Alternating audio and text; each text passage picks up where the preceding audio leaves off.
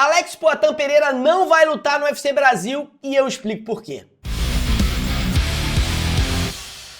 O brasileiro Alex Poatan teve uma vitória fantástica no UFC 300. Na luta principal, ele foi lá e nocauteou o Jamahal Hill, parando, inclusive, o Ebdim falou assim, peraí que eu tô trabalhando aqui, foi lá e nocauteou. Excelente vitória, highlight gigantesco pra ele. E na entrevista pós-luta, ele pediu pra lutar no UFC Rio, UFC 301. Pra quem não sabe, a luta dele contra o Rio estava casada originalmente para ser a luta principal do UFC 301 e foi antecipada para reforçar o UFC 300, né? Então, assim, ele falou assim, não me importa, eu sei que é difícil promover uma luta pelo cinturão, então eu luto nos pesos pesados. Isso não resolve a situação do UFC e eu acho que ele não vai colocar o Poatan, embora eu gostaria muito de vê-lo lutando no UFC Brasil. Acho que seria um grande acréscimo e o UFC Brasil é importantíssimo para nós fãs de MMA aqui da terra Zagalinha. O motivo é o seguinte, que quando você tem um evento por pay-per-view que dá muito lucro, que dá muita gente entrando para assistir ao vivo, que vende bastante pay-per-view, o UFC tende a repetir a dose e fazer mais eventos nesse país, porque é um evento que foi lucrativo, tá? Agora,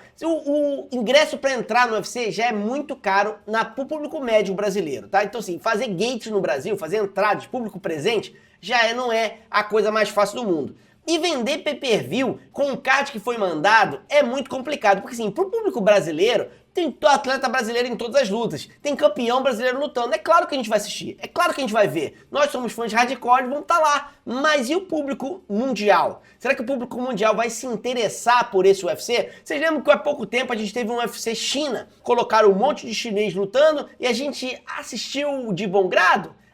O público médio foi lá assistir? Então, esse tipo de coisa, ele tem que funcionar para o público local e para o público mundial de uma forma conjunta, senão não vai dar certo, tá? A China tem mais de 1 bilhão de pessoas, então assim, só com o público local chinês já vende pay-per-view pra caramba e já pode ser um bom negócio pro UFC, mas com o público brasileiro, acho bem difícil. Então assim, acho que o público médio mundial não vai comprar um pay-per-view pra assistir a luta do Pantoja. Adoro o Pantoja, mas a verdade é essa aí, tá? Se fosse do Poatan, compraria. Mas olha só, vale a pena colocar o Poatan pra lutar no UFC com 1 mês de diferença de uma luta que ele teve? Aí você fala, André, ele não se machucou, por que não faria sentido? Bem, não faz sentido porque nesse momento o Poatan é um ativo muito caro ao UFC. Hoje o Poatan, ele é recordista de chegar no duplo cinturão mais rápido, 2 anos e 1 semana. Ele é o cara que é duplo campeão, que bateu seu adversário com nocaute, tem a mística, a cara lá do Moai, enfim, tudo que envolve o Poatan hoje vende muito pay-per-view. Agora, se o Poatan enfrentar um cara na categoria dos pesos pesados, mesmo que não seja um top contender, e ele por acaso for derrotado, o que acontece com o hype do Poatan? Desce várias prateleiras, tá? Então, assim, vender o Poatan hoje é muito fácil. Se você quiser trabalhar ele para encabeçar um evento numerado, que acontece daqui a 5, 6 meses, você tem tempo de fazer a mística do Poatan, de vender muito pay-per-view, e ele realmente pode crescer. Arriscar toda essa mística para salvar o UFC 301, tendo pouco tempo para fazer o marketing funcionar, não vale muito a pena. É melhor você trabalhar melhor o Poatan, e para trabalhar melhor precisa de mais tempo. Então assim, não estou dizendo que ele não poderia lutar no UFC Brasil, estou dizendo que do ponto de vista de marketing, quanto mais tempo você tiver para vender o atleta, melhor. E não vale a pena você arriscar um ativo desse, porque se ele der uma tropeçada, você simplesmente perde esse ativo aí, e aí fica complicado para o UFC reerguer e fazer uma nova promoção com o Poatan.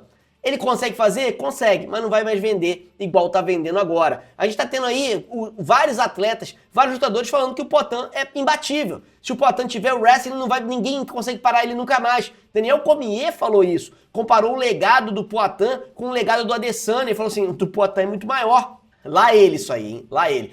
Mas enfim, ele falou que o legado que o Poatan tá construindo tá maior do que o legado do Adesanya, né? Então, muita gente tá colocando o Poatan num pedestal que, assim, não pode desperdiçar, não pode arriscar, mesmo que a chance seja pequena dele perder, mesmo que você coloque um frango da categoria do peso pesado, eu não colocaria isso nesse momento, principalmente num short notice desse, tá? Você pode até colocar ele para lutar contra o peso pesado, como o Anderson Silva lutou contra vários meio pesados na época dele, e você não arriscou o legado do Anderson?